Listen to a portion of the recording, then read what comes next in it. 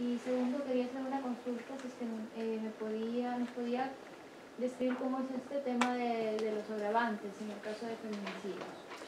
Ya. En principio, también con la honestidad de vida, no es mi materia, no soy juez penal, me encantaría describírselos, pero probablemente lo puedan consultar o pedir en su momento.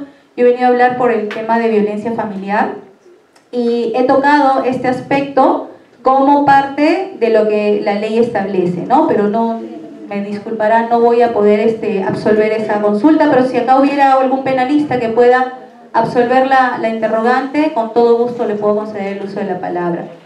Y bueno, si no fuera el caso, continuaré, porque justamente vuelvo a reiterar, los he traído como situaciones que el hoy por hoy están reguladas, ¿no? El hoy por hoy, evidentemente, con el órgano competente, que es el juez de investigación preparatoria o el que corresponda, será el indicado de poder analizar los supuestos fácticos y atribuir la sanción que corresponda, ¿no? Como reitero, bueno, no es mi especialidad, mi especialidad es Derecho de Familia. Bien. ¿Cuánto solamente el tema que mencionó, si es igual el daño emocional o el daño, o la afectación emocional y la afectación psicológica? Bueno, se estaba entendiendo que el daño emocional... ¿Usted es psicólogo, verdad? Sí. Ah, perfecto.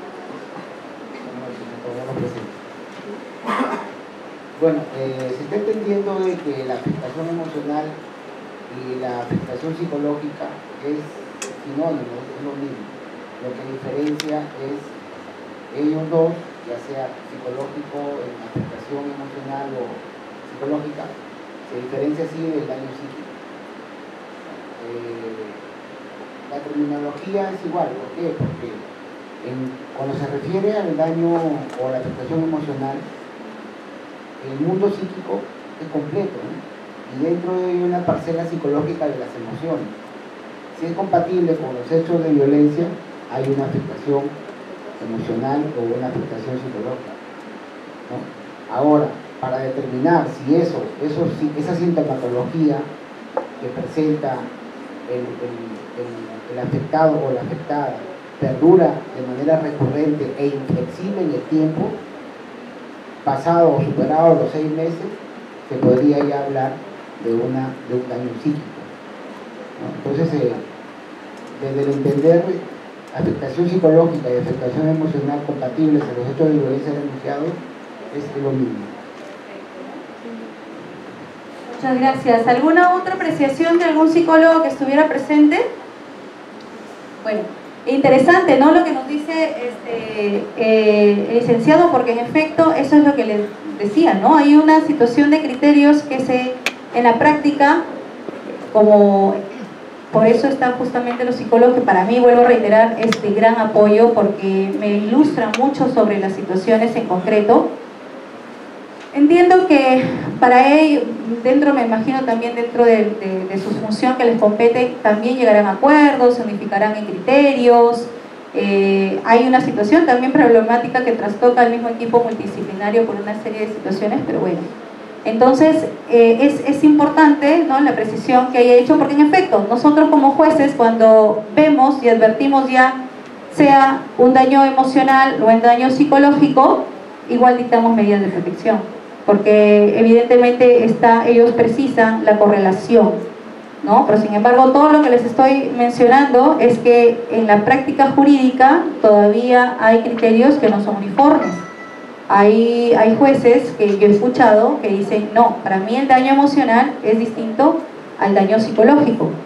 Entonces, bueno, ya quedará en cada operador jurídico de poder también investigar y prepararse más en relación a este tema, porque como ven, este tema, particularmente violencia familiar, está muy relacionado con otras disciplinas, y la disciplina aliada es justamente pues la psicología, ¿no? Bien, continuemos por favor, si no hay otra aportación o alguna interrogante. Y bueno, sigo citando los artículos específicos que han sido modificados, en donde también establecen las agresiones contra las mujeres o integrantes del grupo familiar, ¿no? Y los cito porque me parece justamente interesante de alguna forma que ya de forma textual se haya tipificado la conducta. Y en este caso, bueno, nos señala que cuando requiera menos de 10 días de asistencia o descanso según prescripción facultativa o algún tipo de afectación psicológica, ¿no? Nos vuelve a tocar afectación psicológica, cognitiva o conductual. O sea, son 3 aspectos. Que no califique como daño psíquico, nuevamente, ¿no? Cuando no califica como daño psíquico, pero tiene estos aspectos, entonces encontramos que existe ya un tipo penal determinado y todas sus variantes. Ah, correcto. Acá me hace la apreciación el doctor que acá están los agravantes, ¿no? Los agravantes, que quizás es la pregunta de la señorita. Bueno, los agravantes, todas las normas, no es la primera, van a ver que cada artículo tiene ya textualmente sus agravantes, ¿no? Ha contemplado los agravantes. Y en este caso puntual vendría a ser el uso de algún tipo de arma, que se cometa con ensañamiento o alevosía, que se encuentre en estado de gestación la víctima, que la víctima sea menor de edad, adulto mayor o discapacitado, que haya una agresión o que la agresión sea con participación de 2 o más personas, si se contraviene una medida de protección emitida por la autoridad competente y si los actos se realizan en presencia de cualquier niña, niño o adolescente. Imagínense ustedes, ¿no? O sea, ya estas situaciones le están dando una situación, como su nombre lo dice, agravante, es decir, la pena va a ser mayor. Pero vuelvo a hacerme la pregunta, ¿esto es suficiente? ¿Es suficiente tener que textualmente clasificar las conductas y darle una mayor pena para poder parar con esta situación? Bueno, por otro lado tenemos lo que hemos estado hablando con el licenciado, el daño psíquico, ¿no? Textualmente también la norma ha establecido el tipo penal y nos hace referencia que hablamos de faltas, de lesiones leves cuando estamos frente a un nivel leve de daño psíquico. Lesiones leves cuando estamos frente a un nivel moderado de daño psíquico y lesiones graves cuando estamos frente a un nivel grave o muy grave de daño psíquico. Como hemos escuchado y les indiqué, el daño psíquico se sabe después de 6 meses, ¿no?, de haber evaluado por primera vez a la víctima. Bien, ahora, eso también es otra situación problemática, porque si es que el daño psíquico yo lo voy a saber al cabo de 6 meses, y la norma me establece que dentro de 72 o 24 o 48 horas dicte medidas de protección, entonces, ¿cuál es el afán protector? Tendremos que interpretar que mi función como juez de familia terminó desde el momento en que dicté medidas de protección con ese afán protector, y en todo caso, de deslumbrarse un daño psíquico ya será competencia de la etapa sancionadora correspondiente al juez de investigación preparatoria, ¿no?, o al juez de paz letrado o juez penal de CR faltas. Bien, en los procesos de faltas no voy a ahondar, es de competencia del juez de paz o el juez de paz letrado. Los he citado porque son modificaciones actuales. Antes el maltrato, que también era un tema sumamente conflictivo para los jueces de paz letrado, porque no sabíamos cómo aplicar el tema de la violencia frente al maltrato, si era maltrato por obra, en fin. Pero ahora ya se ha ido regulando, se han ido dando también intervenciones para poder ir regulando el tipo, y también ahora ya está textualmente configurado el tema del maltrato, ¿no? Y también están los supuestos que establece, bueno, la norma. Sigamos, por favor. Bueno, eso es parte de la norma. Y yo les había traído unos casos, no sé, ya estamos por terminar. Me dicen cuánto tiempo más o menos tendremos. ¿Será para 1 o 2 casos? ¿Son casos para resolver? No, pero en estos momentos poder compartir, sí, comentar, no, resolver no, comentar. ¿No? Entonces, capaz quizás 2 casitos pueda, por lo menos con los chicos. Bueno, perdón por los chicos, con los doctores, los licenciados y todo, ¿no? Bueno, a ver, les había traído varios casos, pero creo que en el interín de la conversación que he tenido con ustedes he ido exponiéndoles algunos de ellos, ¿no? Entonces, vamos a ver el primero. El primero es que se denuncia agresiones de madre en agravio de sus hijos, pero de auto se advirtió que la discusión era entre ambos progenitores y generaba detrimento emocional en uno de ellos. Bueno, el caso es de que 2 padres tenían una serie de conflictos porque la mamá de pronto se llevó a la hija sin conocimiento del padre a Lima, como pasa a veces, ¿no? Llegan las madres o el padre, en este caso puntual, se la había llevado a Lima, y en Lima esta señora tenía una relación amorosa con otra persona. La niña, cuando logra a tener contacto con el papá, le comentó que su mamá y su pareja la agredían, que también los veía besándose y que ya no entendía lo que pasaba porque tenía 4 años. El otro hijo, que también vivía con ellos, también relató episodios de violencia y que su mamá no lo atendía y que no iba con él a las reuniones del colegio. Y eso estaba generando en él bullying.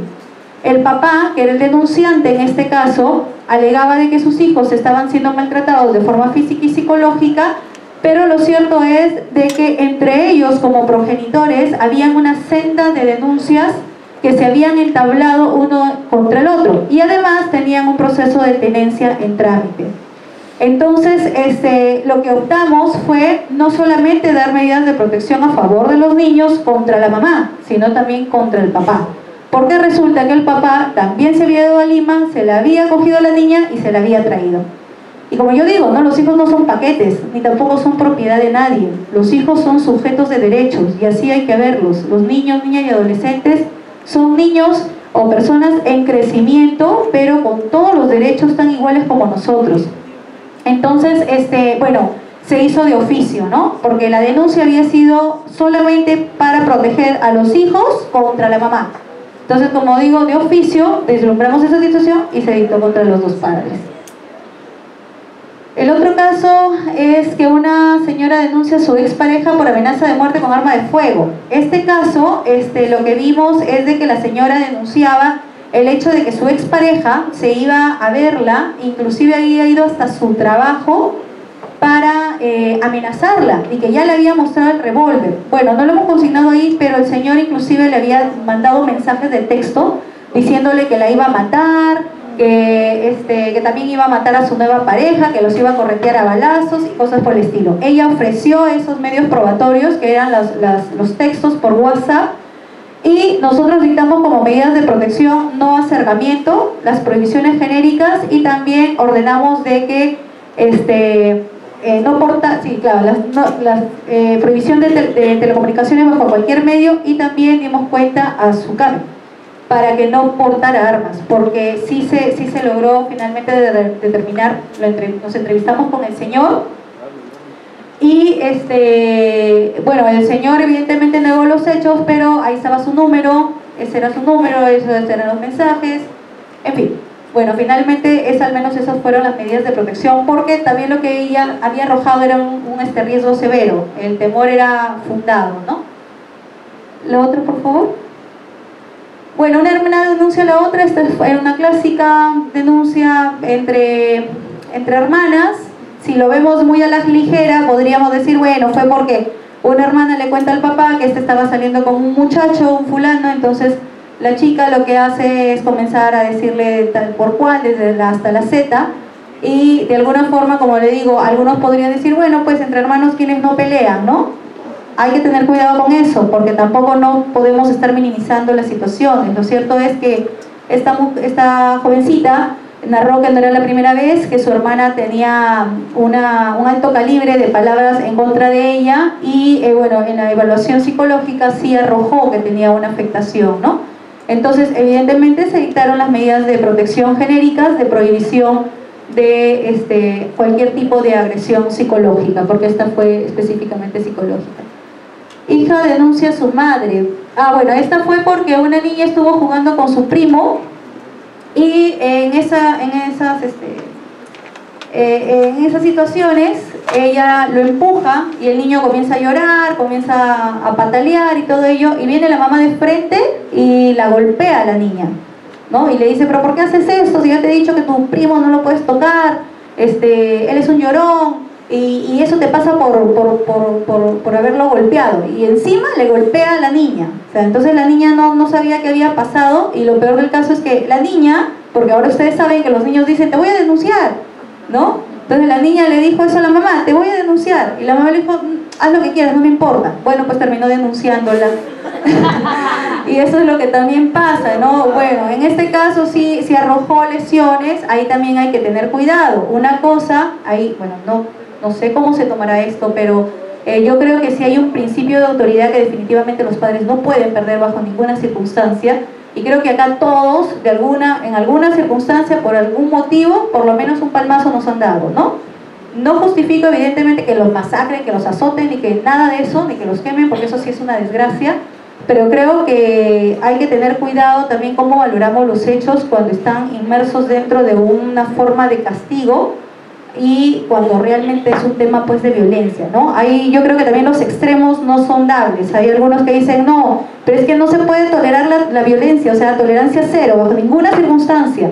No, pero también hay circunstancias que a veces si los valoramos realmente no se justifican, pero sí son condicionantes para que una situación se haya dado de tal forma. Bueno, eso es lo que yo creo. Bueno, y el asunto está de que en este caso puntual, bueno, sí se le dio porque en efecto la mamá pues cuando se entrevista con ella reconoce que no era la primera vez, que en otra oportunidad le había golpeado con un cable. Entonces eso sí definitivamente no se puede permitir, ¿no? Y evidentemente en todas las historias que les relato se dictan terapias. Bueno, al menos yo sí lo hago. Y en el último caso, mujer gestante denuncia asistente. Bueno, este es un caso que nosotros hemos tenido. Y el asunto está de que una persona que está en estado de gestación denuncia a su asistente con la cual labora, pero no hay un grado más que de jerarquía, o sea, no hay un grado, si bien es cierto hay un tema contractual, pero no es la mujer gestante quien contrata a este asistente, sino tienen un empleador superior.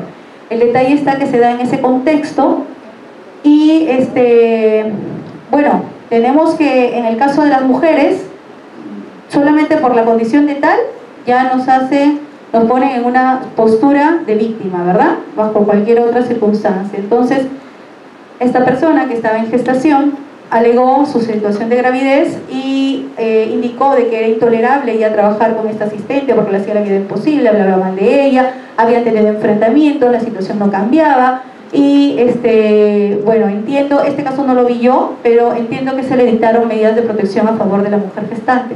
Aprovecho este espacio para hacer un cuestionamiento porque entiendo que hay algunos centros de emergencia mujer que son del criterio de que cuando se denuncia mujer a mujer no toman el caso.